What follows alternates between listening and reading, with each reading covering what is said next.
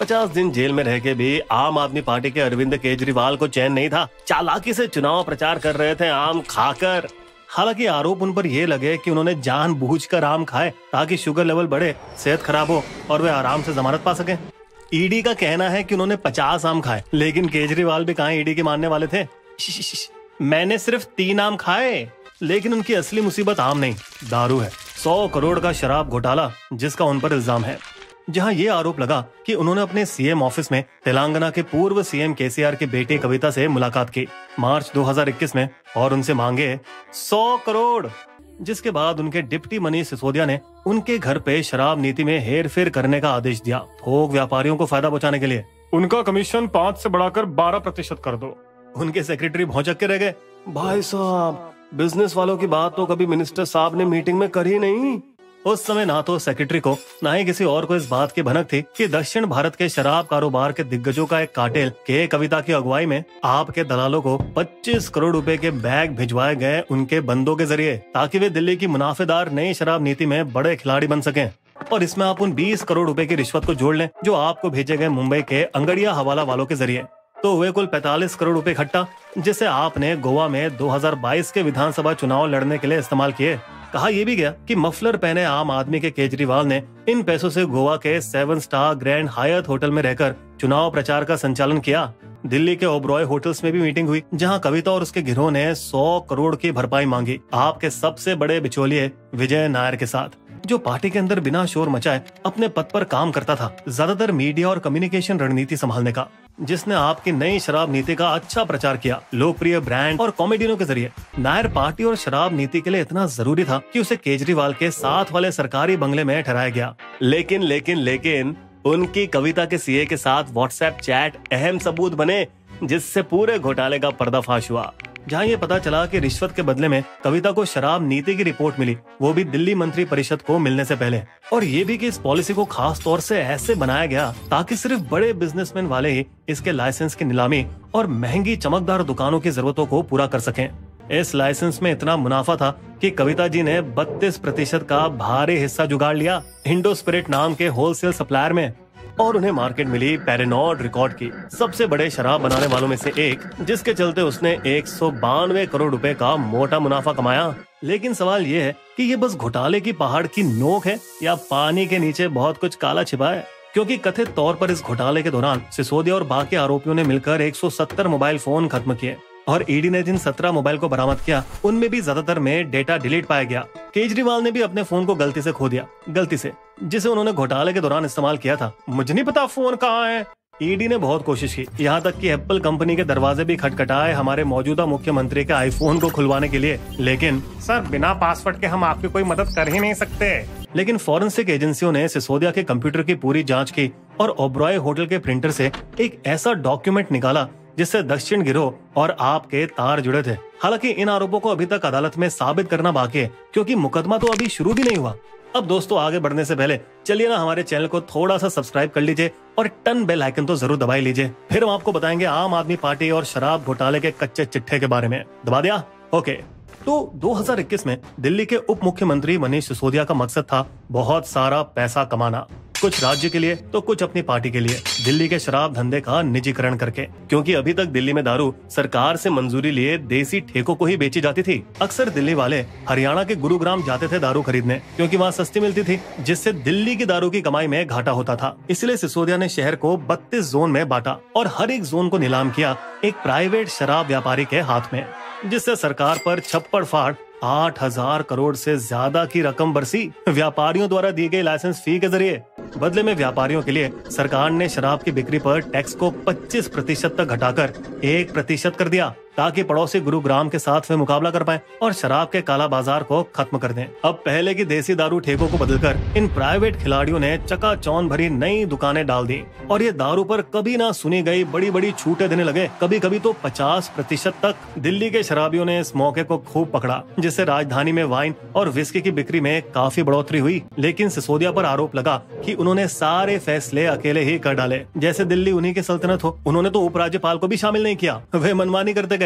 बताइए, दयालु होकर लॉकडाउन में 1 महीने की लाइसेंस फी भी माफ कर दी, जिससे माना गया कि राज्य के खजाने को लगभग 144 करोड़ का नुकसान हुआ। बाद में ईडी ने भी उन पर इल्जाम लगाया कि उन्होंने सरकारी खजाने को लगभग 338 करोड़ का नुकसान पहुंचाया। वही होलसेल कमीशन को 12% तक बढ़ाकर, जो वीडियो के शुरू में हमने आपको बताया था। सिसोदिया साहब ने अपने मन से 30 करोड़ के डिपॉजिट को लौटाया एक बोली लगाने वाले को, क्योंकि वे दुखी थे कि हवाई अड्डे जोन में उन्हें वहां अफसरों से शराब की दुकानों की मंजूरी नहीं मिल रही थी। उन्होंने भारत में बनी शराब बेचने वालों को अनदेखा किया, जो या तो लाइसेंस फीस देने से चुके या गैर कानूनी तरीके से मीडिया में डिस्काउंट का प्रचार कर रहे थे। क्योंकि इतनी सारी छूट देने के बदले में इल्जामात हैं कि सिसोदिया जी को बड़े शराब व्यापारियों से रिश्वत मिल रही थी, जिसे आम आदमी पार्टी ने चुनाव लड़ने में उड़ा दिए। सब कुछ सपनों की तरह चल रहा था, लेकिन सपनों के बुलबुले फूटने शुरू हुए नई पॉलिसी आने के सिर्फ 6 महीने बाद। भारी छूट की वजह से दुकानदारों की जेबें जलने लगी, क्योंकि अब वे ज्यादा कमाई नहीं कर पा रहे थे उस मोटी रकम के मुकाबले जो उन्होंने नीलामी में चुकाई थी। सिर्फ बड़े खिलाड़ी जिनके पास शराब बनाने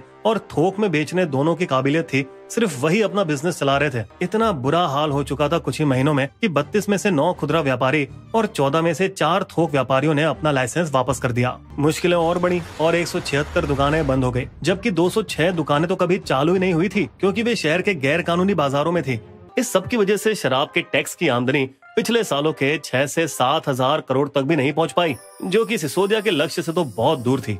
सिसोदिया बुरी तरह से लपेटे में आए जब दिल्ली के मुख्य सचिव ने इस गड़बड़ी का सीधा इल्जाम उन्हीं पर लगाया और उपराज्यपाल से शिकायत की, जिन्होंने सीबीआई जांच की मांग की। इससे सिसोदिया इतने बुरे डर गए कि उन्होंने अपने धमाकेदार निजीकरण योजना को तोड़कर वापस पुरानी सुरक्षित सरकारी योजनाएं लानी शुरू कर दी, सिर्फ 10 महीनों के अंदर। लेकिन अब कोई फायदा नहीं हुआ, क्योंकि 3 हफ्ते बाद ही सीबीआई ने सिसोदिया के घर पर छापा मारा और आरोपों की गोलीबारी के साथ उन्हें 6 महीने के भीतर गिरफ्तार किया और औकात में ले आए आम आदमी पार्टी के सिसोदिया को, जो देखा जाए तो असल में दिल्ली सरकार चला रहे थे 18 विभागों के साथ। और अब सीबीआई केजरीवाल के पीछे आने वाली थी, उन्हें मास्टरमाइंड घोषित करके। अब तक केजरीवाल का नाम इस घोटाले से नहीं जुड़ा था, जब तक कि अप्रूवर नाम का एक इक्का, जो दरअसल खुद आरोपी है, अपनी सजा को कम करवाने के लिए ईडी का गवाह बन गया और केजरीवाल को दगा दे दिया। एक और थे दक्षिणी गिरोह के मगुंडा रेड्डी, जिनका परिवार बालाजी डिस्टिलरीज का मालिक है, जो कि 7 दशकों से आंध्र प्रदेश में शराब के कारोबारों में है। वे शक के घेरे में तब आए जब उनके दिल्ली, नेल्लौर और चेन्नई के दफ्तरों में छापा पड़ा सितंबर 2022 में। लेकिन तब तक भी भाई साहब को कुछ खास फर्क नहीं पड़ा। उन्हें फर्क तो तब पड़ना चालू हुआ जब फरवरी 2023 में उनके बेटे राघव को ईडी ने गिरफ्तार किया, दिल्ली की शराब नीति में हेरफेर के लिए रिश्वत देने के आरोप में। फिर क्या, चिंतित मगुंटा ने ईडी को दिए अपने पिछले बयान को बदला और आखिरकार नाम दिया केजरीवाल। इससे उनके बेटे को 2 दिन बाद सेहत के आधार पर रिहा करने में मदद मिली और उसने भी अपने नए बयान में ईडी को केजरीवाल का नाम दिया।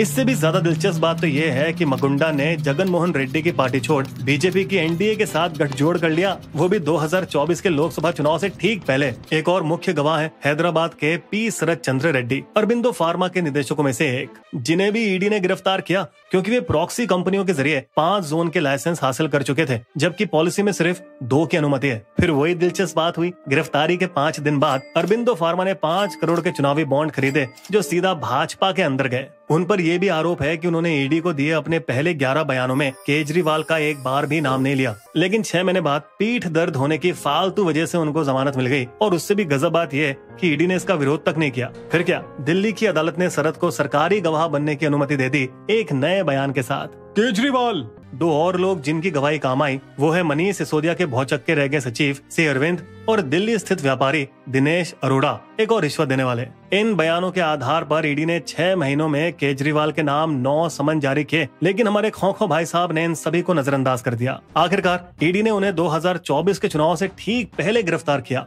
जिससे ये धारणा बनी कि भाजपा ने आपकी चुनावी संभावनाओं को नुकसान पहुंचाया है। हमारे सिसोदिया जमानत के इंतजार में 15 महीनों से जेल में, जबकि उन पर मुकदमे तो शुरू भी नहीं हुए। दोस्तों, आपको क्या लगता है, दिल्ली के अगले साल विधानसभा चुनाव होने से ठीक पहले ऐसी क्या चालाकी होगी ताकि उनका मुकदमा शुरू हो जाए? वैसे सच बात तो यह है कि मनी लॉन्ड्रिंग कानून के तहत आरोपी को जमानत मिलना तो बहुत मुश्किल है, क्योंकि बोझ आरोपी पर होता है कि वह अदालत को यकीन दिलाए कि उसने कोई गुनाह नहीं किया है और वो जमानत मिलने के बाद भी ऐसा कोई अपराध नहीं करेगा। सिसोदिया के मामले में रिश्वत की रकम न बरामद हो पाना भी उन्हें जमानत नहीं दिला पाया। उन पर आरोप है एक साजिश का हिस्सा होना, जिसमें कई आरोपी मिले हुए हैं, तो मामला ठोस है। लेकिन यहाँ कुछ दोगलापन नजर आ रहा है, क्योंकि सुप्रीम कोर्ट से इसी वजह पर आपके संजय सिंह को तो जमानत मिल गई। उनके पास कोई पैसा बरामद नहीं हुआ और ऐसे आरोपों की जांच मुकदमे के समय हो सकती है। हमारे केजरीवाल कानूनी तौर पर जेल की सलाखों के पीछे तब तक मुख्यमंत्री बने रह सकते हैं जब तक उन्हें दोषी नहीं ठहराया जाता, लेकिन इसकी भी कोई गारंटी नहीं है। इसलिए अब शायद दिल्ली में राष्ट्रपति शासन लगने का माहौल बन रहा है। हालांकि अमित शाह ऐसा नहीं होने देंगे। इस डर से कि केजरीवाल को लोगों की सहानुभूति मिल जाएगी। या जैसा कि राजनीति में अक्सर होता है, केजरीवाल अपनी पत्नी को मुख्यमंत्री पद पर बिठा देंगे, जिन्हें हाल ही में प्रेस कॉन्फ्रेंस और चुनाव प्रचार के समय देखा गया केजरीवाल की गैरहाजिरी में। सत्ता की हद से ज्यादा लालच आपको रिश्वत लेकर दूर दराज के गोवा में चुनाव लड़ने ले गई, जहां बेचारों के हाथ में सिर्फ 2 सीटें ही आई। अपनी छवि को बदनाम कर रहे केजरीवाल, जो कभी एंटी करप्शन मूवमेंट का चेहरा हुआ करते थे, 2011 में अन्ना हजारे के साथ सब मिले हुए चोर हैं। अब उनका जीवन घूम कर पूरा हो चुका है, क्योंकि वे खुद वही बन चुके हैं जिसके लिए वो कभी दूसरों पर आरोप लगाया करते थे। बिस्बो की शायरी। भ्रष्टाचार करने का जो आए थे काम तमाम, शराब घोटाले में खुद का डुबो दिया है नाम। ईमानदारी का आपने खूब बजाया ढोल, धीरे धीरे करतूतों की अब खुल रही है ना पोल। हमारे वीडियो कंटेंट के सोर्सेस आपको डिस्क्रिप्शन में मिल जाएंगे।